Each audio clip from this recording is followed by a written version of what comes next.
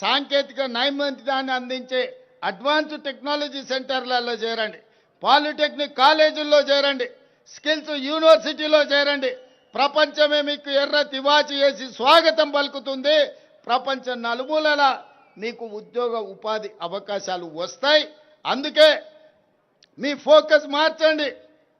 అమెరికాతో పాటు Germany, Japan, south Korea లాంటి దేశాలలో ఈరోజు మనకు లక్షలాది ఉద్యోగ ఉపాధి అవకాశాలు ఉన్నాయి.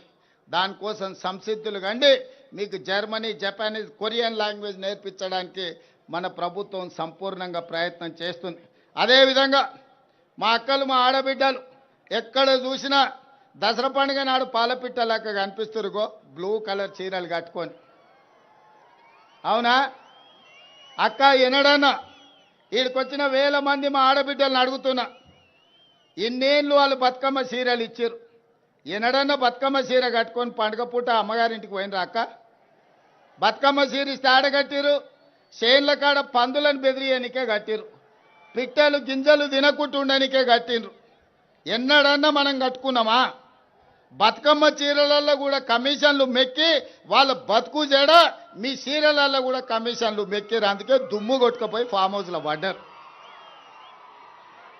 అందుకే ఇవాళ మా ఆడబిడ్డలకు, మా పుట్టింటి ఆడబిడ్డలకు పండుగ నాడు పెట్టే చీర సారె అని చెప్పి సమ్మక్క సారలమ్మ బిడ్డలకు సారె పేరు మీద చీర పెడితే వేలాది మంది ఇవాళ మా ఆడబిడ్డలు నన్ను ఆశీర్వదించడానికి మా తమ్ముడు వచ్చిండు, మా అన్న వచ్చిండు, మా రేవంత్ అన్న వచ్చిండు అని చెప్పి వేలాది మంది మీరు ఆశీర్వదించడానికి ఇక్కడికి వచ్చారు. ఈ చీర డిజైన్లో కానీ ఈ చీరల సెలెక్షన్లో కానీ సంపూర్ణంగా సీతక్క భాగస్వామ్యం తీసుకొని ఈ యొక్క అద్భుతమైన చీరల్ని మీకోసం తయారు చేయించారు. ఈ సంవత్సరం, పోయిన సంవత్సరం పాలపిట్ట రంగు చీరలు ఇచ్చినాం. ఈసారి చిలకపచ్చ చీరల్ని ఈసారి డిసెంబర్లో మా అక్కలకు పంపించబోతున్నా సారే కింద. మళ్ళసారి నేను వచ్చినప్పుడు మీరు ఆ చీర కట్టుకొని నాకు వస్తే కడుపు నిండా సంతోషం అవుతుంది. మా ఆడబిడ్డలందరూ కూడా నన్ను ఆశీర్వదించడానికి వచ్చిండ్రు. మీరు అండగా నిలబడండి, మీ సమస్యలన్నిటిని పరిష్కరిస్తా. ఒక పక్కన రక్తం పంచుకొని పుట్టకపోయినా మా సీతక్కను ఇంటి ఆడబిడ్డ కింద నేను చూస్తున్నా. ఇంకో పక్కన ఇంకొకడు ఉన్నాడు, రక్తం పంచుకొని తొడబుట్టిన ఆడబిడ్డను కూడా ఆస్తిలో భాగం ఇవ్వాల్సి వస్తుందని ఇంట్లోకెళ్ళి బయటికి మెడలు పట్టి దొబ్బిండు. ఇంత దుర్మార్గం ఉన్నది.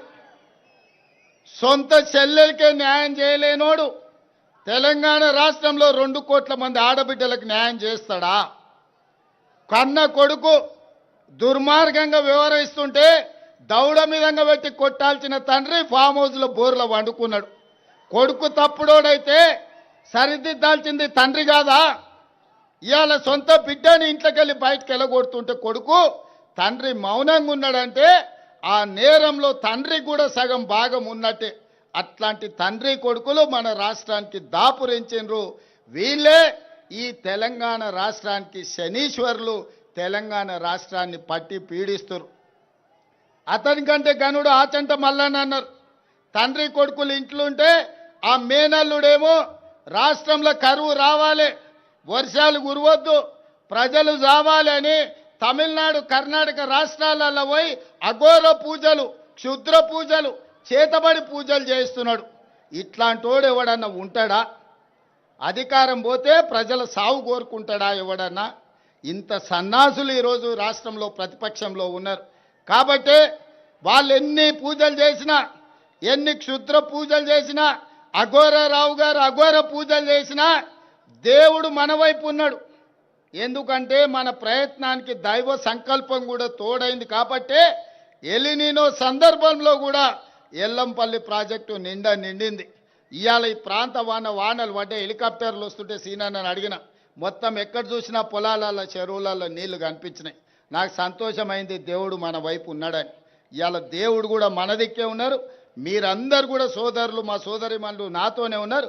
మంచి పరిపాలనను అందించుకుందాం, పాడి పంటలు పండించుకుందాం, తెలంగాణ రాష్ట్రాన్ని సుభిక్షంగా పరిపాలన చేసుకుందాం.